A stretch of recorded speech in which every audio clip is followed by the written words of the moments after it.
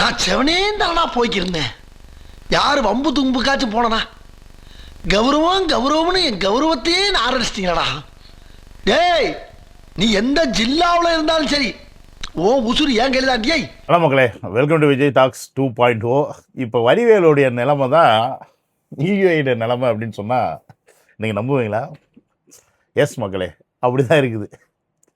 நான் பாட்டுக்கு செவனேன்னு தான்டா இருந்தேன், உங்கள் கௌரவத்துக்காக என்ன ஊருக்கா போட்டிங்களேடா அப்படின்ற மாதிரி தான் இந்த போர் சூழல் மூலயமா அமெரிக்கம் வந்து பொதுவாக பாதிக்கப்பட்டிருந்துச்சு. அங்கங்கே அவங்க அடிச்சுக்கிட்டு இருந்தாங்க, ஏகப்பட்ட சிக்கல்கள் இதனால் இருந்துச்சு.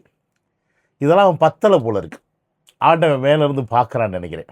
டேய் இதுடா அவங்களுக்கு என்ன இருக்குடா அப்படின்னு சொல்லிட்டு கடந்த 4-5 நாளாக இங்கே மழைங்க. என்னது 4-5 நாளாக மழை. அதுலேயும் நேற்று நைட்டு பெஞ்ச மழை இருக்குது பாருங்க, அப்படியே திருப்பி போட்டுருச்சுன்னு சொல்லலாம். அப்படிப்பட்ட ஒரு மழை 2024 இதே மாதிரி ஒரு மழையை நான் இங்கே பார்த்தேன். அதுக்கப்புறம் நேற்று தான் அதை பார்த்தேன். அதோட காட்சிகளை கொஞ்சம் நீங்கள் பாருங்கள்.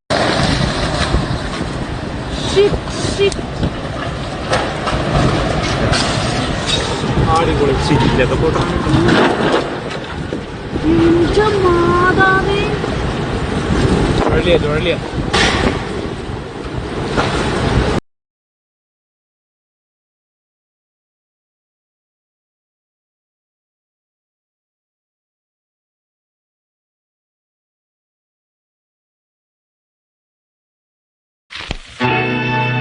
Oh my God.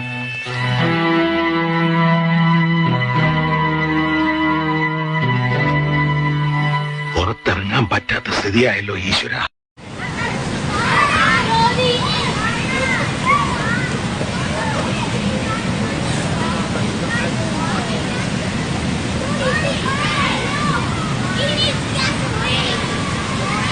பார்த்தீங்களா எந்த அளவுக்கு இங்கே மழை பெஞ்சிருக்கு அப்படின்னு பார்த்தீங்களா? எந்த பக்கம் பார்த்தாலும் தண்ணி, புயல், செம்ம காற்று. 4 நாளாக நம்ம ஊரில் இருக்கிற மாதிரி கிளைமேட்டு இன்னையிலேருந்து தான், இன்றைக்கி சாயந்தரத்துலேருந்து தான் இனிமேல் கிளைமேட்டு மாறும் அப்படின்ற மாதிரி சொல்லியிருக்காங்க.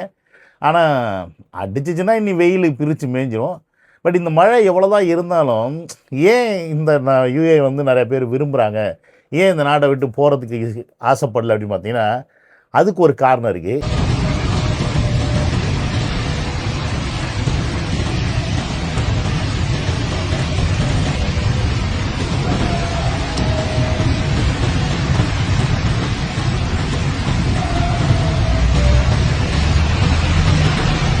இங்கே இருக்க இந்த காவல்துறை இருக்குது பார்த்தீங்களா, உண்மையாலுமே காவல்துறை உங்கள் நண்பன் சொல்லணும்னா அது இவங்களுக்கு தான் கொடுக்கணும். இவங்களுக்கு தான் உண்மையான கிரெடிட்டே கொடுக்கணும். ஏன்னா இங்கே காவல்துறை அப்படின்றவங்க வந்து பொதுமக்களை வந்து ரொம்ப ரொம்ப மதிப்பாங்க. நீங்கள் ஒரு காரை ஃபாஸ்ட்டாக ஓட்டிகிட்டு போயிட்டீங்க, ஃபைன் போடணுன்னா கூட உங்களெல்லாம் வந்து எதுவும் பேச மாட்டாங்க, பண்ண மாட்டாங்க. வந்து அழகாக ஒரு ஃபைனை போட்டு கொடுத்துட்டு போயிடுவாங்க. இந்த மழையில் பார்த்தீங்கன்னா அங்கே தவிச்சு நின்றுட்டு இருந்தவங்கள அவங்க காரில் ஏற்றி கூப்பிட்டு போகிறாங்க. ஸோ இந்த மாதிரி ரொம்ப ஒரு மனிதாபிமானத்தோடு இங்கே இருக்க காவல்துறைகள் பொதுமக்களிடம் நடந்துப்பாங்க. குற்றவாளிகள்கிட்ட சொல்ல முடியாது, பொதுமக்கள்கிட்ட. அதே மாதிரி குற்றவாளியில் கூட இவங்க வந்து பெருசாக இடிச்சில் நம்ம ஊரில் மரியாதை அப்படிலாம் நடத்திலாம் என்ன வரைக்கும் பார்த்ததே இல்லை. கிட்டத்தட்ட 8-9 வருஷமாக இருக்கிறேன். அந்த மாதிரிலாம் நான் பார்த்தது கிடையாது. ஒருவேளை ஜெயிலுக்குள்ளே போயிட்டாங்கன்னா என்ன பண்ண போகிறாங்க, எது பண்ண போகிறாங்கன்னு தெரியல, அது அப்படின்னா இருக்கலாம். பட் இங்கே அப்படி கிடையாது அப்படின்றத இது வரைக்கும் நான் பார்க்கல அப்படின்றத நான் சொல்லுவேன். சரி, இதை ஏன் காமிச்சேன் அப்படின்னா, ஏதாவது செவனேன்னு இருந்த இந்த நாட்டுக்கு அடுத்தடுத்து எத்தனை பிரச்சனைகள் வருது பாருங்க. இவங்க நாட்டுக்கு அதாவது உண்மையாக சொல்ல போனால் இவங்க மெயினாக இப்போ கான்சன்ட்ரேட் பண்ணுறதே யூஏ தான் கான்சன்ட்ரேட் பண்ணுறாங்க. மற்ற நாடுகள் அடிக்கிறத விட இந்த நாடை தான் அடிக்கிறாங்க. ஏன்னு கேட்டிங்கன்னா உலக லெவலில் பிரசித்தி பெற்ற நாடுன்னா அது இதுதான். அப்போ இதை அடிக்கும்போது மக்களுக்கு வந்து பெரிய லெவலில் ஒரு போய் சேரும். அப்போ இந்த பிரச்சனையை வந்து உலக நாடுகள் உற்று நோக்கும் அப்படின்ற ஒரு மிகப்பெரிய விஷயம். அது மட்டும் இல்லாமல் பல உலக நாடுகளுடைய இன்வெஸ்ட்மெண்ட் இந்த நாட்டில் இருக்குது அப்படின்னும் போது எல்லாருக்குமே அது ஒரு பாதிப்பு தான். ஸோ அதற்காகவும் வந்து பார்த்திங்கன்னா இந்த நாட்டை அவங்க குறி வச்சுருந்தாங்க. இடையில இப்போ பார்த்திங்கன்னா இப்போ எனக்கு தெரிஞ்சு ஒரு 4-5 நாளாக பெரிய விஷயம்லாம் பெரிய லெவலில் ஒன்றும் கிடையாது.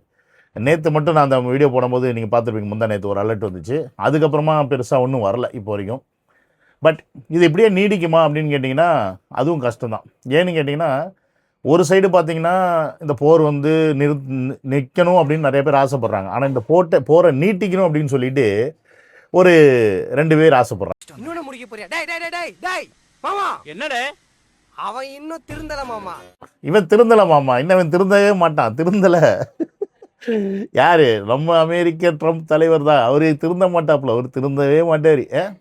அடுத்து ஒரு 10 நாள் கெடு கொடுத்துருக்காங்க. என்னது 10 நாள் கெடு இப்போ ஈரானுக்கு கொடுத்துருக்காங்க. நீங்கள் இந்த 10 நாளைக்குள்ளே உங்களோட தோல்வியை ஒத்துக்கொண்டு நீங்கள் சரணடையாவிட்டால் நாங்கள் ஈரானை இந்த பூலோகத்தில் இருந்து அழித்து விடுவோம் அப்படின்னு மாதிரி ஒரு அறிக்கை ஒன்று கொடுத்துருக்காப்புல. இந்த 10 நாளைக்கு அப்புறமா ஒரு மிகப்பெரிய அட்டாக்கை வந்து நாங்கள் ஈரான் மேலே தொடுப்போம்னு சொல்லிட்டாங்க. ஆனால் ஈரான் என்ன சொல்லுதுன்னா, அது ஒரு புது யுக்தியை வந்து இப்போ வந்து அவங்க யோசிச்சுட்டு இருக்காங்க. இப்போ இவங்க அமெரிக்கா வந்து இந்த ஈரானை வந்து பெரிய லெவலில் அட்டாக் பண்ணோம் அப்படின்னா, அவங்களுடைய இதயம் சொல்லக்கூடிய அந்த ஒரு ஐலாண்ட் நான் சொன்னேன்ல, கார்க் ஐலாண்ட், அந்த ஐலாண்டாக இருக்கட்டும், அப்புறம் இன்னொரு ஒரு ஐலாண்ட் இருக்குது, அந்த ஐலாண்டாக இருக்கட்டும். ஸோ இதெல்லாம் அவங்க வந்து கண்ட்ரோல் பண்ணணும். அதே நேரத்தில் வந்து அந்த நாட்டுக்குள்ளே வந்து இவங்க வந்து காலாட்படை ஆர்மி அனுப்ப போகிறதா சொல்லிகிட்டு இருக்காங்க நம்ம அமெரிக்க தலைவர்கள். அப்படி இருக்கும்போது ஈரான் என்ன பண்ணியிருக்காங்க, என்ன பிளானில் இருக்காங்கன்னா, நீங்கள் வந்து உங்களுடைய ஆட்களை அனுப்பினால், அதாவது இந்த மாதிரி வந்தால் அமெரிக்கர்களை வந்து யாரும் கொல்ல வேண்டாம், அதற்கு பதிலாக அவங்கள வந்து பிடிச்சி வச்சுக்கோங்க அப்படின்ற மாதிரி ஒரு பிளானை வந்து போட்டுக்கிட்டு இருக்காங்க. ஸோ இது நல்லா யோசிச்சு பாருங்கள். ஒரு அடுத்த நாட்டுடைய ஆர்மி மேன் வந்து இங்கே சண்டை போட்டு இறந்து போகிறார் அப்படின்றது வேற கதை. ஆனால் அடுத்த நாட்டு ஆர்மி மேன் உள்ளுக்குள்ளே வந்து அவங்க பிடிச்சி வச்சுக்கிட்டாங்க அப்படின்னா, அப்போ அந்த நபருடைய உயிர் இருக்கும். அப்போ அங்கே இருக்கிறவங்க வந்து அந்த நபரை எப்படியும் வரணும்னு பார்ப்பாங்க. ஆனால் இங்கே சித்திரவதை அனுபவிக்கணும். இப்போ ஏகப்பட்ட விஷயங்கள் இருக்குது இதில். ஸோ இப்படி ஒரு திட்டத்தையும் அதே நேரத்தில் நீங்கள் அந்த மாதிரி ஒரு விஷயத்தை நீங்கள் பண்ணீங்க அப்படின்னா, அப்போ நீங்கள் உண்மையான ஈரான் முகத்தை பார்ப்பீங்க அப்படின்ற விஷயமா இருக்கட்டும். அதே மாதிரி கடலில் வந்து கன்னி வெடிகளை நாங்கள் வந்து போட்டு விட்ருவோம் அப்படின்னு சொல்கிற விஷயங்களாக இருக்கட்டும். இப்படி ஈரானும் சலிக்காமல் வந்து சொல்லிட்டு தான் இருக்குது. எங்களால், அதாவது நீங்கள் உங்கள் சைடில் நீங்கள் என்ன வேணால் பண்ணுங்கள், என் சைடில் நான் என்ன பண்ணுவோம் பண்ணிக்கிறேன். அதே நேரத்தில் ஈரானியன் ஃபாரின் மினிஸ்டர் என்ன சொல்லியிருக்காருன்னா, இன்டர்நேஷ்னல் லானே ஒன்று கிடையாதுயா, செத்து போச்சு. அது வந்து மேற்கத்திய நாடுகளுக்கு மட்டும்தான் அது வந்து அப்ளிகபிள் ஆகுது. ஆனால் அவங்க என்ன செஞ்சாலும் அதை கண்டுக்க மாட்டேங்கிறீங்க. காசாவை அடிச்சிங்க, சைலண்டாக இருந்தீங்க. ஈராக் அடித்தப்போ செல்ஃப் டிஃபென்ஸ் இருந்தீங்க. இப்போ ஈரான் அடிக்கும்போது நாங்கள் வந்து திருப்பி வயலேஷன் பண்ணணும்னு சொல்லி எங்கள் மேலே பழியை தூக்கி போடுறீங்க. இப்படி இந்த சட்டம் வந்து வெளிநாடுகளுக்கு, அதாவது மேற்கத்திய நாடுகள் மட்டும்தான் இருக்குது, அப்படியே எங்கள் நாட்டுக்கு அது வந்து அப்ளிகபிளே பண்ண மாட்டேங்கிறீங்க அப்படின்ற தன்னுடைய மிகப்பெரிய கண்டனத்தை அராக்சி அப்படின்றவர் வந்து பதிவு பண்ணியிருக்காரு. அண்ட் அது மட்டும் இல்லாமல் ஒரு போர்க்கொடி வந்து ஈரானில் வந்து இப்போ குரல் ஒலிக்க ஆரம்பிச்சிருக்கு. அதாவது இவ்வளோ பண்ணின இந்த அமெரிக்கா எதுக்காக நியூக்ளியர் பாம் தயாரிக்கக்கூடாதுன்னு தானே பண்ணியிருக்காங்க. அப்போ அதை பேசாமல் தயாரிச்சிருவோம், என்ன பிரச்சனை அப்படின்ற மாதிரி அதை தயாரிங்கள் அப்படின்ற மாதிரி ஒரு போர்க்கொடியும் அங்கே எழுவதாக சொல்லப்படுது. அப்போ இந்த பக்கம் பார்த்திங்கன்னா, ஈரானியன் வந்து எந்த மொமெண்ட்லேயும் தங்களுடைய சண்டையை விட்டு கொடுக்கறதுக்கு அவங்க ரெடியாக இல்லை, தன்னுடைய தோல்வியை ஒத்துக்கிறதுக்கு அவங்க ரெடியாக இல்லை. அதே நேரத்தில் உலகத்தில் வல்லரசான முதல் நாடான அமெரிக்கா வந்து தன்னுடைய தோல்வியை அவர்கள் ஒத்துக்கொள்றதுக்கு ரெடியாக இல்லை. இப்போ 2 பேருக்குமான ஈகோவில் நடுவில் மாட்டிட்டு வைக்கிறது வந்து பல நாடுகள். பட் இதில் என்னமோ தெரியல, நம்ம நாடு மட்டும் அப்பப்போ தப்பிச்சிருது. அது நம்ம இந்தியர்கள் சாதுகள் அப்படின்னு சொல்கிறதுனால அப்படி ஒரு வேளை நடக்குதான்னு தெரியல. அஃப்கோர்ஸ் நல்லுறவாக இருக்கிறது நல்லது தான். அதனால தான் நம்ம வந்து எந்த சண்டை சச்சரவுக்கும் போகாமல் நம்மளுடைய காரியங்களை வந்து சாதிச்சுக்க முடியுது. ஸோ அடுத்த ஒரு 2 மாதங்களுக்கு வந்து நமக்கு வந்து மிகப்பெரிய லெவலில் தட்டுப்பாடுகள் இல்லை அப்படின்றது ஒரு சைடு அனௌன்ஸ் பண்ணாலும், நம்ம மோடிஜி என்ன பண்ணுறாருன்னா, கொரோனா காலகட்டத்தில் நாம் இருந்த மாதிரி ஒரு லாக்டவுன் சுச்சுவேஷனை மாதிரி நம்ம எப்படி தயார்படுத்திக்கிட்டோமோ அதே மாதிரி ஒரு தயார் நிலைக்குள் நம்ம வந்து இருக்கணும். எந்த சுச்சுவேஷனிலும் அந்த கட்டத்தை நாம் எட்டி விடுறதுக்கு வாய்ப்பு இருக்குது அப்படின்ற மாதிரி ஒரு விஷயத்தையும் மோடிஜி அவர்கள் பதிவு செய்து கொண்டே இருக்கிறார்.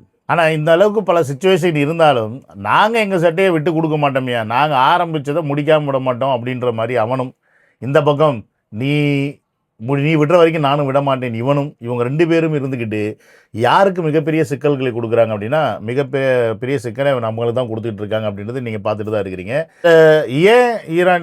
ஏன் அமெரிக்கா பிடிச்சு நிற்குதுன்னு பார்த்தீங்கன்னா, அமெரிக்காவுக்கு எந்த ஒரு பொருளாதார இழப்பும் பெருசாக ஏற்படுறதுக்கான வாய்ப்பே அவங்க வந்து கொடுத்துக்கல. அஃப்கோர்ஸ் சண்டைக்கு செலவு பண்ணுற காசு போக அவர்களுக்கு தேவையான அந்த வருமானத்தை, காசை வந்து இந்த ட்ரேடிங் மூலியமாக, அங்கே கொடுக்குற வாய்ஸ் மூலிமா திடீர்னு ஒரு நாள் மார்க்கெட் ஏறுது, ஒரு நாள் மார்க்கெட் இறங்குது, அது மூலிமா அவங்க சம்பாதிச்சிக்கும் போது அடுத்த நாடுகளை பற்றி அவங்க கவலைப்படுறதில்ல.